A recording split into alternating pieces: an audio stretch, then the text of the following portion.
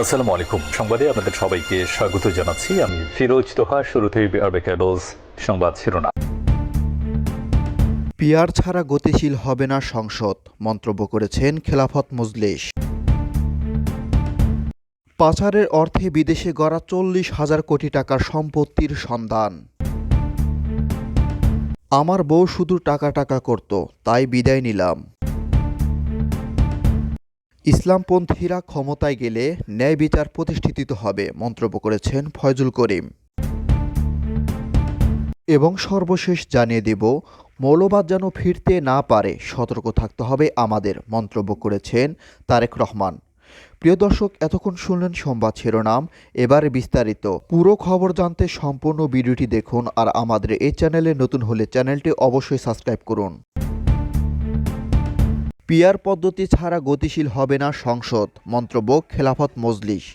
দ্বিকক্ষ বিশিষ্ট সংসদ উচ্চকক্ষ পিয়ার পদ্ধতি ছাড়া গতিশীল হবে না বলে মনে করেন খেলাফতের মজলিসের আমির মোহাম্মদ মামুনুল হক।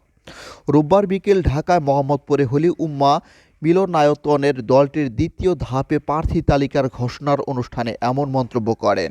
তিনি বলেন, জাতীয় ঐক্যমত্য কমিশন অনেক বিষয়ে ঐক্যমত গঠিত হলেও সংসদ কিভাবে গঠন হবে এ নিয়ে এখনও ঐক্যমত হয়নি। সংসদ দ্বিকক্ষের হবে, এটাতে ঐক্য হয়েছে। তবে পিয়ার ছাড়া যদি উচ্চকক্ষ গঠিত হয় তবে এটি মূলত একটি বেকার পুনর্বাসন উচ্চকক্ষ হয়ে দাঁড়াবে। আমরা এ ধরনের বেকার পুনর্বাসনের জন্য কোনো কক্ষ চাই না। আমরা চাই একটি কার্যকর, সত্যিকার অর্থে সকল রাজনৈতিক দলের অংশগ্রহণমূলক উচ্চকক্ষ। আমিরে মজলিস আরও বলেন, আমরা আশাবাদী আগামী নির্বাচন গণ অভ্যুত্থানের সব অংশীদার রাজনৈতিক দলের ঐক্যমত অনুষ্ঠিত হবে। এবারে নির্বাচন হবে ফ্যাসিবাদের পুনর্বাসন রোধ করার নির্বাচন। আমরা লক্ষ্য করছি, ফ্যাসিবাদী দীর্ঘদিনের সহযোগী জাতীয় পার্টি নতুনভাবে মাঠে নামার চেষ্টা করছে। জাতীয় পার্টির মাধ্যমে ফ্যাসিবাদের পুনর্বাসনের আশঙ্কা রয়েছে। তাই আমরা সকল ফ্যাসিবাদ বিরোধী রাজনৈতিক কক্ষকে আহ্বান জানাই, ঐক্যবদ্ধভাবে নির্বাচনের চ্যালেঞ্জ মোকাবেলায় সকলকে সচেষ্ট থাকতে হবে। পাচারের অর্থে বিদেশে গড়া 40,000 কোটি টাকা সম্পত্তির সন্ধান। বাংলাদেশ থেকে অর্থ পাচার করে পৃথিবীর বিভিন্ন দেশে গড়া প্রায় 40,000 কোটি টাকার সম্পদের সন্ধান পেয়েছে জাতীয় রাজস্ব বোর্ডের কেন্দ্রীয় গোয়েন্দা সেল সিআইসি। চলতি বছরের জানুয়ারি থেকে এ পর্যন্ত 5টি দেশের 7টি শহরে অনুসন্ধান চালিয়ে এ তথ্য পাওয়া গেছে বলে প্রধান উপদেষ্টা ডক্টর মোহাম্মদ ইউনূসকে জানিয়েছেন সিআইসির মহাপরিচালক আহসান হাবিব। রোববার রাষ্ট্রীয় অতিথি ভবন যমুনায় এনবিআর চেয়ারম্যান মোহাম্মদ আব্দুল রহমান খান ও সিআইসির মহাপরিচালক প্রধান উপদেষ্টার সামনে এসব তথ্য তুলে ধরেন। এছাড়া 9টি দেশের 352টি পাসপোর্ট সন্ধান পাওয়া গেছে, যেগুলো টাকার বিনিময়ে অর্জন করা হয়েছে। এছাড়া 9টি দেশে 352টি পাসপোর্টের সন্ধান পাওয়া গেছে, যেগুলো টাকার বিনিময়ে অর্জন করেছে কিছু বাংলাদেশি। এখন পর্যন্ত বাংলাদেশ থেকে ব্যক্তি ও প্রতিষ্ঠানের নামে অর্থ পাচার করে গড়ে তোলা 346টি সম্পত্তির সন্ধান মিলেছে। এটি আমাদের অনুসন্ধানের আংশিক চিত্র।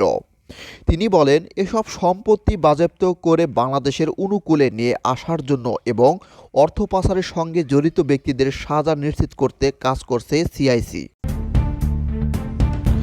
আমার বউ শুধু টাকা টাকা করত, তাই বিদায় নিলাম। পটুয়াখালীর কলাপাড়া উপজেলা থেকে এক যুবকের ঝুলন্ত মরদেহ উদ্ধার করেছে পুলিশ। শনিবার রাত 10টার দিক উপজেলার নীলগঞ্জ ইউনিয়নের একটি বাসা থেকে এই মরদেহ উদ্ধার করা হয়। নিহত ওই যুবকের নাম লোকমান সর্দার। তিনি একজন দর্জির দোকানি ছিলেন। তার মরদেহের পাশ থেকে একটি চিরকুট উদ্ধার করেছে পুলিশ। চিরকুটে লেখা হয়েছে, আমার বউ টাকা টাকা করত আর আমার কথা শুনতো না, আমাকে মিথ্যা ভালোবাসতো, তা আমি জানতাম। আমি বুঝে গেছি আমার টাকা না থাকলে শেষে আমাকে ছেড়ে যাবে, তাই আমি মরে গেলাম। চিরকুটটিতে তার লেখা কিনা এই বিষয়টি নিশ্চিত হওয়া যায়নি। জানা যায়, গতকাল শনিবার রাতে উপজেলায় নীলগঞ্জ ইউনিয়নের পাখিমারা বাজার সংলগ্ন একটি বাড়া বাসা থেকে ওড়না দিয়ে ফ্যানের সঙ্গে ঝুলন্ত অবস্থায় লোকমানের মরদেহ পাওয়া যায়। তিনি ওই ইউনিয়নের পশ্চিম সোনাতলা গ্রামের জাকির সর্দারের ছেলে। ইসলামপন্থীরা ক্ষমতায় গেলে ন্যায় বিচার প্রতিষ্ঠিত হবে, মন্তব্য করেছেন ফয়জুল করিম। ইসলামী আন্দোলনের সিনিয়র নায়েবে আমির ফয়জুল করিম বলেছেন, আমরা মুসলমান, এটা আমাদের গর্বিত আত্মপরিচয়। ইসলামপন্থীরা রাষ্ট্র ক্ষমতায় গেলে দুর্নীতি অবিচার দূর হবে, সকলের জন্য সাম্য, মানবিক মর্যাদা ও সামাজিক ন্যায় বিচার প্রতিষ্ঠিত হবে। রোববার দুপুরে ঢাকা বিশ্ববিদ্যালয়ের টিএসসি অনুষ্ঠিত নবীনবরণ ও ক্যারিয়ার গাইডলাইন অনুষ্ঠানে তিনি এসব কথা বলেন। ফয়জুল করিম বলেন, আজ আমাদের আত্মপরিচয়ের সংকট চলছে। মুসলমানদেরকে হীনমান্য করে দেওয়া হচ্ছে, অথচ ক্যাম্পাসে যদি মার্ক্সবাদ, মাওবাদের স্লোগান উঠতে পারে, তবে আল্লাহ ও তার রাসূলের নামে স্লোগান তুলতে দ্বিধা কোথায়? শালীন পোশাকের চর্চা করতে দ্বিধা কেন আসবে? দেশের প্রধান সমস্যা হিসেবে দুর্নীতিকে চিহ্নিত করে তিনি বলেন, দুর্নীতি করে শিক্ষিত জনেরা, আমাদের দেশে শিক্ষা আছে, কিন্তু সেই শিক্ষা আদর্শ মানুষ তৈরি করছে না।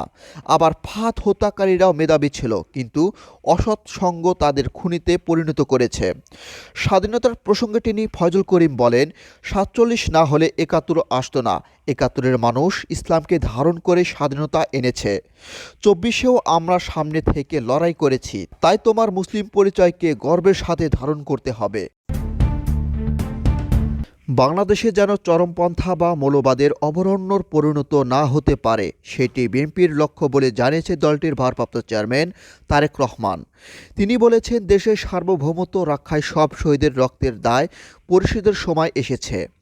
এই দেশের সার্বভৌমত্বের প্রতি অবিচল আস্থা প্রকাশের জায়গা সবাইকে এক থাকতে হবে। আজ রোববার সন্ধ্যায় ঢাকায় জাতীয় প্রেস ক্লাবে বিএনপির সঙ্গে মতবিনিময় সভা করেছেন জাতীয় কবিতা পরিষদ। এ সভায় যুক্তরাজ্যের লন্ডন থেকে ভার্চুয়ালি যুক্ত হন তারেক রহমান। সভায় উপস্থিত কবি ও সাহিত্যদের উদ্দেশ্যে তারেক রহমান বলেন, এদেশের স্বাধীনতা, সার্বভৌমত্ব ও গণতন্ত্রের প্রতি আপনাদের দৃঢ় অবস্থানের সঙ্গে আমাদের বিন্দুমাত্র পার্থক্য নেই। স্বৈরাচারের পুনর্জাগরণের প্রতিহত করে কবি সাহিত্যকদের মতো বিএনপি প্রতিজ্ঞাবদ্ধ উল্লেখ করে তারেক রহমান বলেন, এই দেশে কোনো চরমপন্থা বা মৌলবাদীদের অবরণ্য যেন কোনো দিন পরিণত না হতে পারে, সেটিও কিন্তু আমাদের প্রত্যাশা, সেটিও আমাদের লক্ষ্য।